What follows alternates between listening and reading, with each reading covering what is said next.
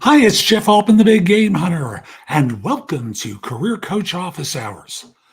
Tuesdays at noon Eastern, I spend some time with people answering questions about job search because I believe that job search doesn't have to be as hard, difficult, as painful, or take as long as it does. It's just the skills needed to find the job are different from those needed to do a job. And part of the reason I say that is I worked in recruiting for a long time and filled a lot of positions around the United States. And I just know from experience how much people struggle. So, in creating jobsearch.community, I've tried to simplify job hunting and make it possible for people to get quality information so they can perform at a higher level in their job search. Now, I've got free stuff available on the site. A couple of things I would mention to you is a video I have on crafting an elevator pitch. I've got another one on diagnosing your job search problems that's very good. It's a short PDF, so you're not going to spend weeks of your life going through this. It's designed to be a brief piece of information about what might be going wrong in your job search. I've got something basic about resumes too and other stuff as well. So again, jobsearch.community, and I'll encourage you, become an insider at the site, because by becoming an insider at the site, you get access to all my video courses, books, and guides. Plus, depending upon the level of service, you get to ask me questions, get me on Zoom calls, have me coach you regularly. Again, I've got 6 levels of insider membership there, depending upon your financial needs and depending upon what you think you need in the way of help. It's designed to allow you to work with me directly. Again, jobsearch.community. So again, just as a reminder, put your questions about job search into chat so I can answer them live.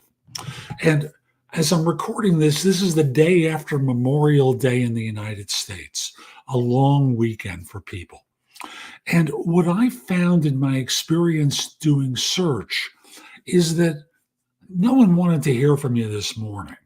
So if you made the mistake of doing one of those, hi, what's going on calls or emails first thing on Tuesday morning, well, that was a mistake. And I would not suggest trying to reach out to them 4 more times today. Maybe toward the end of the day, a quick message to them and say, I'm sorry if I pushed a little too hard early in the morning, but I'm really interested in the opportunity. I'm hoping to hear back from you about next steps in the process or about an offer or with a decision, whatever it is. But make amends later on. Generally, after a long weekend, don't do anything until late morning, like very late morning or early afternoon. Everyone's getting reacclimated to being at work again. They're reconnecting.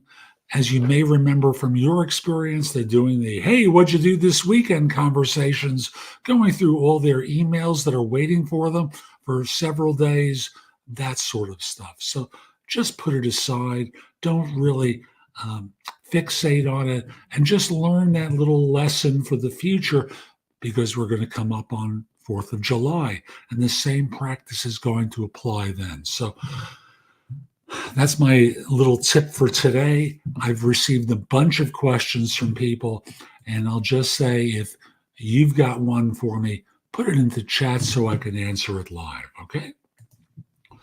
Now, people send me questions in advance of the show because they can't always make them live. So they'll send it to me through LinkedIn. And by the way, my address there, and I'll put that in the chat in just 1 second.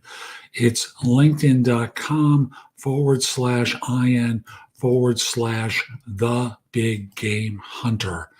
And if you catch this on YouTube, Facebook, or LinkedIn at a later date and have a question about your job search, you can always reach out to me there. Again, Jeff Altman, jobsearch.community, and linkedin.com/IN/thebiggamehunter. Now, I've received questions from people, And the first one I received ahead of the show was, so should I reach out to the hiring manager 2 weeks after an interview? I'm shaking my head because you should never have let it go 2 weeks. At the end of your interview, amongst the questions you might ask of them is, when might I hear from you about next steps in the process? Oh, I expect the early part of next week. So if I haven't heard from you by Wednesday or Thursday, is it okay if I follow up? That gives you permission to follow up with them at a particular time. If they tell you to wait, they're probably not interested and they were giving you a little bit of a placebo there. Also, the way the answers come to you is three possible choices. We have 20 more people to talk with. We'll be in touch with you sometime around when hell freezes over. That is one option, and a lot of firms exercise that one. They talk to a lot of people, and the statistical probability is they're not going to get in touch. Second one is the example I gave. I expect the early part of next week, to which you follow up with, so if I haven't heard from you by then, is it okay if I follow up later in the week? Sure. And then, of course, the third choice is, so I'm just making sure, yeah, I'm not muted, good. So if I haven't heard from you by, the third choice is, so if, I'm sorry, I saw my phone was ringing. My apologies. So the third choice is, I expect the early part of next week you'll hear from HR about scheduling another interview. At that time, you'll be talking with so-and-so and so-and-so, and the result winds up being the more specificity they give you, the more likely it is that they're going to have you back.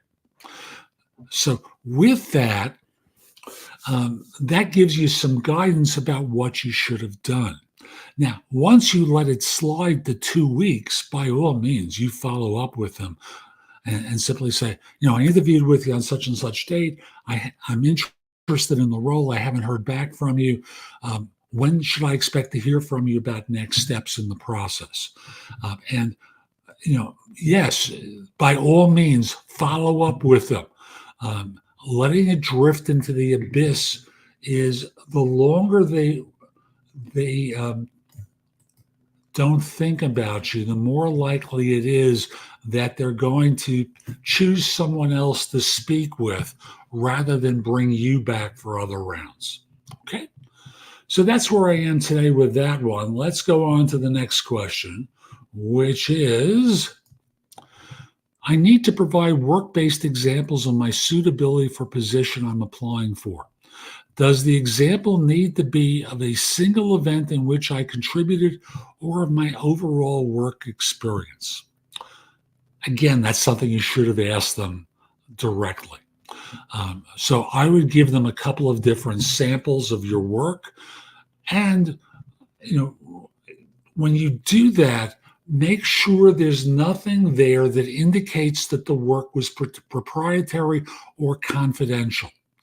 Try to tie it in some way with the nature of the work that they will want you to do. Don't just simply send something off gratuitously that they won't care about.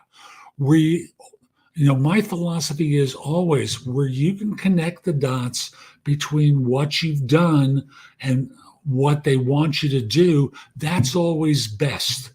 But barring that, high quality work all the time, that will serve you best, okay? Let's go to another question, which is, I just want to check something. Good.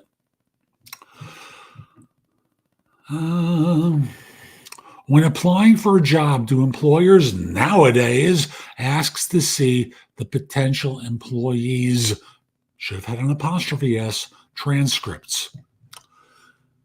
Some will eventually, some won't eventually, and you'll never know. Now, at the time that you apply, no. When they ask for your references, they will make it clear whether they want what transcripts they will want from you. But if you're lying or you've got a fake transcript, just know that usually organizations will confirm that you got that degree by contacting the school directly, even if they asked you for the transcripts, because they know there are too many people who will try and lie, cheat, and steal to get a job, will make up phony documents because it's easy these days. And the long and the short of it is they don't trust people, and with good reason. So I'll just simply say, you don't know whether they'll want to see a transcript until they ask for a transcript, or post-employment where they don't ask you, they ask the school you went to for that transcript. They ask the school when you graduated, if you graduated. So just be aware of that. And it's not worth lying. It's not worth misrepresenting your background to try and get a job, because there's nothing worse. And I've received the phone calls from people where they'll say, they found out I lied about such and such and they fired me. I was greeted by security when I got back to my desk after lunch, handed a box of my personal possessions, and escorted out of the building. How do you think your husband, wife, or partner will feel? The kids will feel to know that you were fired for lying and that you're back looking for a job. How will you feel? How will your parents, if they're still alive, feel that you were fired for lying? It's just not worth it. I'm telling you. So assume that they are going to do a background check, including your degree and your GPA and things along those lines. And if there's a slight difference, like you graduated with a 3.5 and it was really a 3.4, no one cares. But if you graduated with a 2.4 and claimed it was a 3.8, they do care. Okay? I hope that helps. And again, I hope you don't make the mistake of lying. So I'm just going to pause and say, if you've got a question about your job search, put it into chat so I can answer it live. Okay? Oh, I love this question. Is it bad to appear eager in a job interview? To me, the word eager is the key word here. Eager to me is too much. And you never want to appear like you're too desirous in an interview. Why do I say that? There's so much about interviewing that's like dating. And the anxious date, the one that's so attentive that they're listening to every word you say and they're hanging on as though it's the most important thing in the world. Those people don't get second dates. So you don't want to come across as like a stalker, someone who's too eager. You want to appear interested, desirous, but not eager, certainly not too eager. So is it bad? Yes, because it comes across to most people as appearing desperate. And no one should try to come across as being desperate, either in dating or in job interviewing and such. So I just remind you of that. Dating may be a more familiar reference for you. I don't know, but it's very much like dating. Don't come across as anxious. By the way, if you're lurking here and watching the show on one of the platforms and are afraid of asking a question, don't worry. I don't bite, at least too hard. And if you ask a question that I think is dumb, I won't insult you. I may roll my eyes once or twice, but I'm not going to insult you. So I hope that encourages you to put something in the chat. Okay. How can I use the recruiter's question about other interviews to my advantage?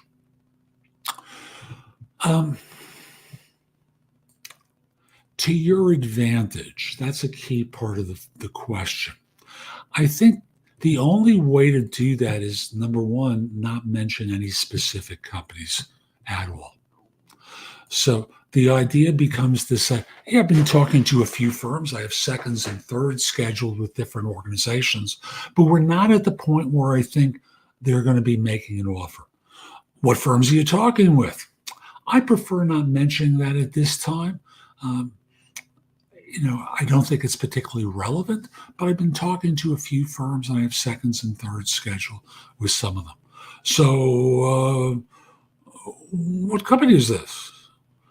Again, I don't want to mention specific names. Now, if they really press you, you can say, one of the firms begins with an R and another one begins with a T. Now, it doesn't even have to be true. Just hear me about this. But you want to demonstrate that firms are interested in you because, again, like dating, the person who's desired by others is more attractive to someone. It's just part of human nature. So how you can use it to your advantage is really limited to demonstrating that other firms think that you're an attractive candidate, that they're interested in you, and they're not quite at the point of proposing marriage to you, but you do have interest from them and expect, that you do have interest from them. Let's leave it at that. Okay. So that's about the only way that I can think of where answering that question could be used to your advantage. Now, folks, as you watch this, and you can watch this at a later date, of course, and contribute, put your ideas into chat on YouTube, LinkedIn, or send me a message through LinkedIn at linkedin.com/IN/thebiggamehunter to tell me exactly what your thoughts are about how that question could be used, okay? We've got more questions. Woohoo! If a software engineer with 10 years of experience went through today's interview process, would he or she still be capable of passing the interview? Yeah, of course. Now, not every interview, because you're not going to be competent or qualified for every interview. But yes, why wouldn't you be?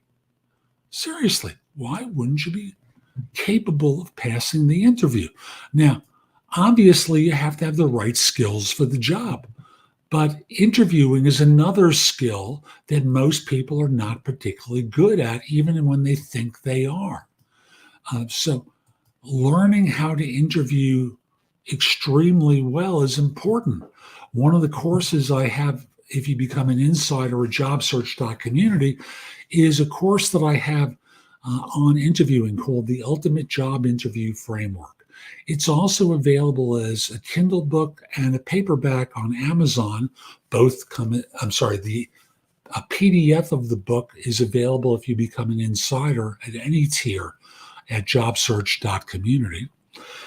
Or if you want to purchase or rent the course and not become a member, go to thebiggamehunter.us/courses, and it'll be amongst the courses there. I think you get a lot more value if you become an insider at jobsearch.community than just purchasing or renting the course. But it's your choice. It's your choice. I just know from experience that most people think they interview much better than they actually do. So the long and the short of it is, yes, you can find the job, but you have to interview like an all-star to get one. Just be aware of that and learn how to interview better. And my course and my book will help you do that so that you don't lose opportunities you might otherwise get. Okay? Should you ask a question back to an interviewer during an interview? Yes. It's part of making it conversational. So they ask you a question about something, you answer it, you think it's a great answer, and you can say, is that the way you would approach this problem? Yes. Good. No, I might do it differently. I'm curious. Why would you do it that way? Teach me. Don't be aggressive and offensive by arguing with them. I could see that approach. And based upon the limited information I had, I thought this was a good way to handle it too. Thank you. I appreciate you taking time. What else would you like to know about me? And that's one type of question to ask. Another one is there are questions to ask at the end of an interview. There's a question I coach people to ask at the beginning of an interview that's designed to help you understand what the requirements of the job are before they start asking you lots of questions. I've covered that on this show many times. Excuse me for not wanting to do it now. I don't want to bore people. But yes, it's good to have a back and forth with an interviewer where you're engaged with them, they're engaged with you. There can be a little bit of debating, and it's really designed to see how you're doing along the way. Where if you're bombing, it's good to know that you're bombing, right? Instead of kidding yourself. We've got more today. Oh, yeah. Well, that was the same question. My apologies. Let me come back to the next question. Is it common for employers to automatically disqualify applicants? Bear with me one second. After one rejection, is there a specific reason for this practice? So, yes, it's common for them to disqualify people after one person who's part of the interview process rejects them. Why is that? Because perhaps this person is the one you'd be reporting to, and thus they don't want to have you work for them because they don't think you're qualified. It could be with a screener who's going through your background to determine whether or not you're qualified to do a job, and you're not hitting enough of the check boxes. It could be with the manager's manager who, hearing some of the reservations about you and speaking with you, may shoot you down. One and done is pretty common, even in panel interviews. If people in the panel, one person in the panel says, I don't think this person's for us, they may be challenged by the other. I thought it was terrific. Yeah, but I just don't think they'd fit in well. There are lots of reasons for rejection. So, yes, it's common for that to happen. It really is. And the reasons come down to not thinking you're qualified to do the job. So I'm just going to remind you, if you've got a question about job search, put it in the chat so I can answer it live. Also, go over to jobsearch.community. And with that, at jobsearch.community, download some of the free content there. Become an insider so I can help you.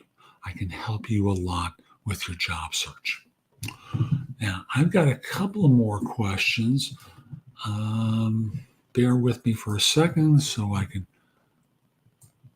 copy the next one. 2 more questions for today. So the first one is, how does a recruiter verify degree documents of applicants applying for a job? I mentioned this earlier. Contact the schools or the higher learning institutions directly. That's the most common way. The second way is asking you to provide a copy of your diploma or your transcripts. Usually the diploma is enough, but sometimes they may ask for transcripts. The third way is they contract with a third-party background checking service that will go through your background to see what they find. That firm may contact either of the two. They may look at other factors, but ultimately a third-party background service becomes the way that they do the background check. Or they check on your degree and your GPA. So I've got one more question today, unless someone asks me one in chat. I'm sorry you're shy today.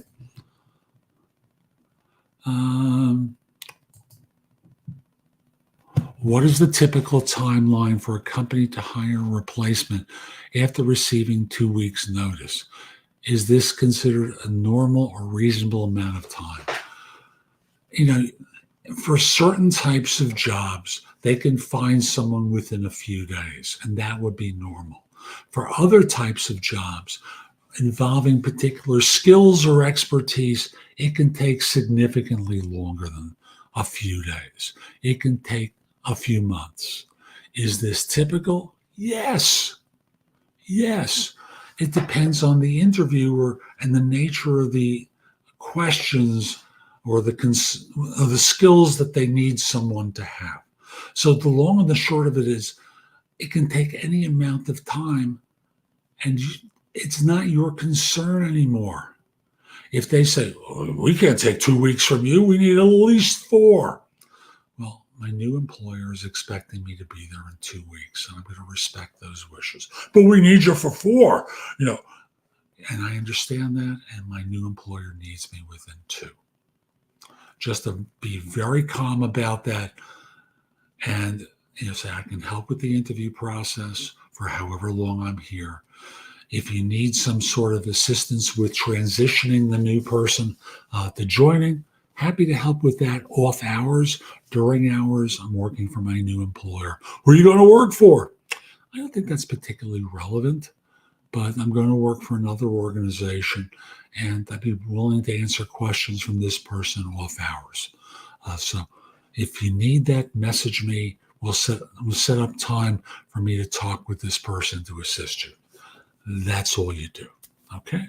So the typical timeline only depends on the seniority and the nature of the work. Blue collar jobs can be in an hour. My son works in hospitality. If the right person walks in the door 10 minutes after giving notice, they may hire this person 10 minutes after that. Who knows? So the long and the short of it is, this is not a particularly useful question for you or anyone else. I want to be respectful of you here. Normal or reasonable amount of time. What's the point of this? You're leaving for a better opportunity. Go enjoy it. Do a great job. So I hope you found today's show helpful. I'm Jeff Altman, and I'm just going to remind you, put your questions, if you'd like my help, first of all, connect with me on LinkedIn at linkedin.com/IN/thebiggamehunter. Mention that you saw this. I like knowing I'm helping some people. Once we're connected, your network is going to be a lot larger. It's really that simple. Also, come over to jobsearch.community. I've got free content on the homepage for you, some videos, a few PDFs that are available to you. Go there, go exploring. It'll help. And better yet, become an insider. From the homepage, scroll down a little bit. You'll see a button that says Become an Insider. Choose the tier of service you'd like from me. I want to help. I hope you have a terrific day, and most importantly, be great.